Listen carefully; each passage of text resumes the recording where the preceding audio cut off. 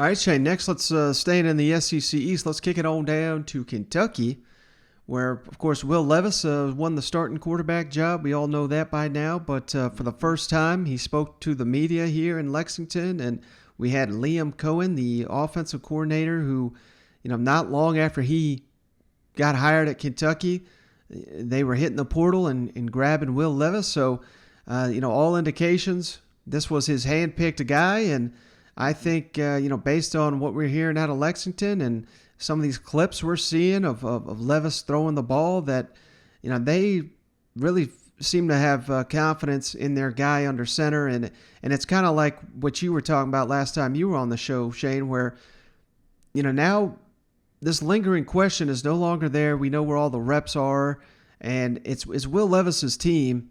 And I think, for whatever reason, this has just given me a lot more reason for optimism that Kentucky is going to have a really solid season. What about you? Oh my gosh, Mike. I know how Kentucky fans feel. I had a quarterback that couldn't throw for 3 years. And now you got the University of Kentucky finally, the buzz. I've got a lot of Kentucky followers, and I see it on my feed, and there's a lot of buzz coming from Lexington right now, mainly about their quarterback. They've got a guy that can grip and rip back there. So there's a lot of optimism, and you can just feel it. The fans are excited. They're ready for a new chapter in the Big Blue Nation up there. Mm-hmm. Well, let's kick it over to Liam Coen, the offensive coordinator, who talked about the decision to go with Will Levis. And then Levis himself spoke about winning the job and what he needs to improve upon now that he is the team's starting signal caller.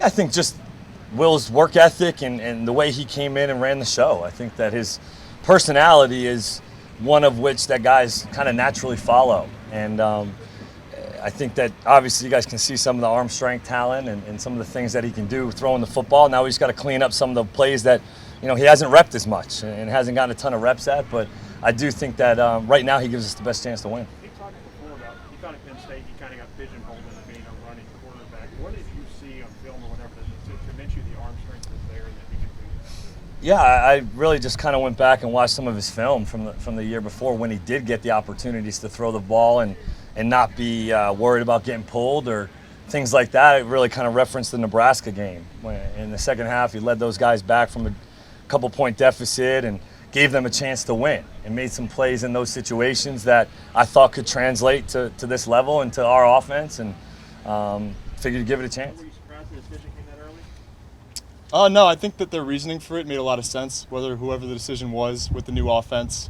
and just the need to get as many reps as possible before this first game.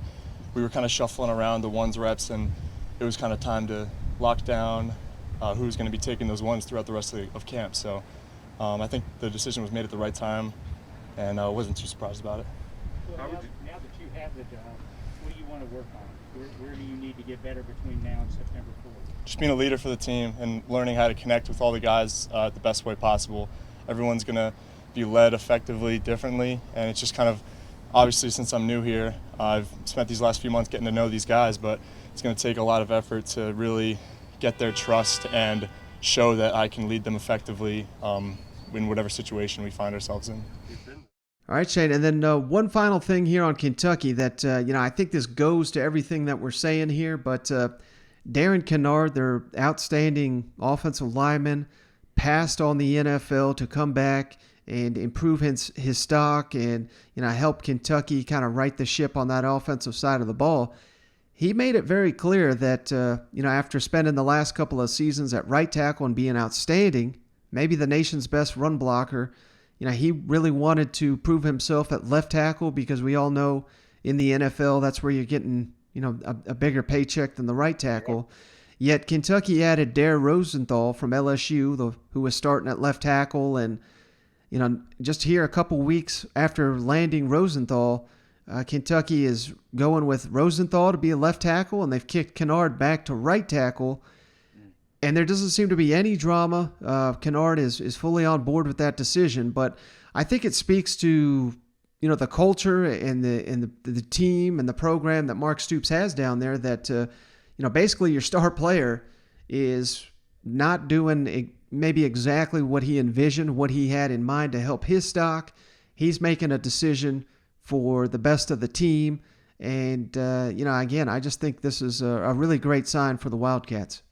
Yeah, no, I think so too, man. I mean, do you want to be a good left tackle, or do you want to be one of the best right tackles in the country? I think that's the conversation they probably had, and who knows, sticking around may help his draft stock, even if he is on the right side of the line. Mm-hmm.